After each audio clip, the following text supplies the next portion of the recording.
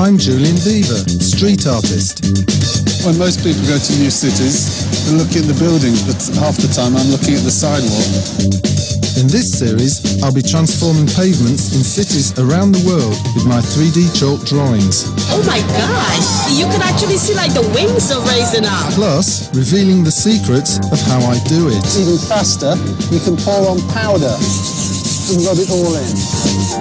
And tracking down the world's most prolific street artists. There's nothing I feel an art teacher could teach me that the streets can't.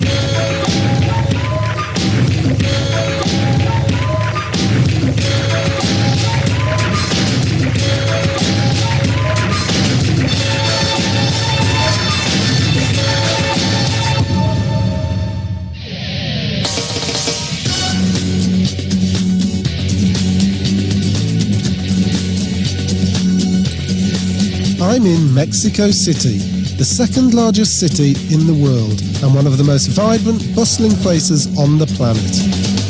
I like to draw in places where there are lots of people, so what better place than Mexico City?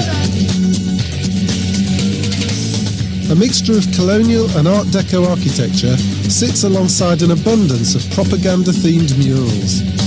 Inspired by Mexican legend Diego Rivera, who, from the mid-1920s, painted epic socialist murals around the city, artists voiced their opinions about the country's political changes on the capital's walls. This is the work of a Mexican muralist called Siqueiros. I think it's 30 or 40 years old now, and they tell me that it was done as a protest to the government about the extremes of wealth, of poverty and wealth in the country. When I look at it, the word expressionism comes to mind, kind of somber kind of expressionism. And as you look at it, you can look at a lot of different things and interpret these pictures your own way, I think. I've spoken to a few people here, and one person looked at this picture here. They looked at the fists and thought it was showing anger from below of people. You get a feeling of sort of dynamism and maybe conflict within the picture.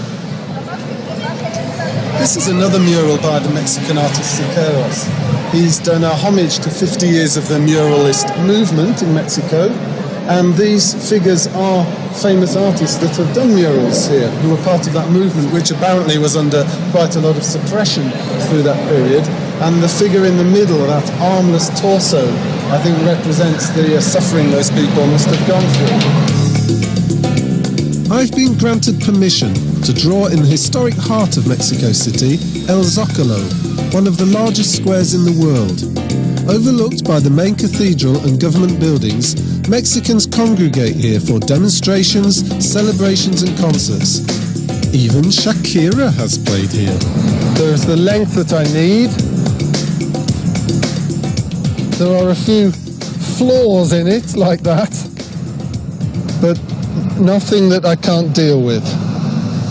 Before coming to Mexico, I had to ask myself, well, what am I going to draw? And Mexico, to me, has always seemed like quite an exotic country. It is the place where the monarch butterfly migrates to and from the United States. So I thought that's a great subject to do a butterfly flying in to Mexico City. And this is more or less how I think the final one will look.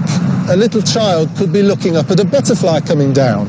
I want the butterfly to be coming slightly towards us so that we can see both wings. I've got to try and find some way of having the child a little bit further away from the camera so that she's quite small, and yet have the butterfly approaching her, and so that the two do look as if they're interacting with each other.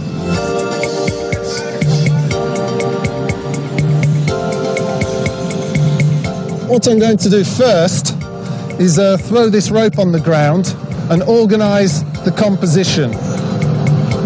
This represents the child.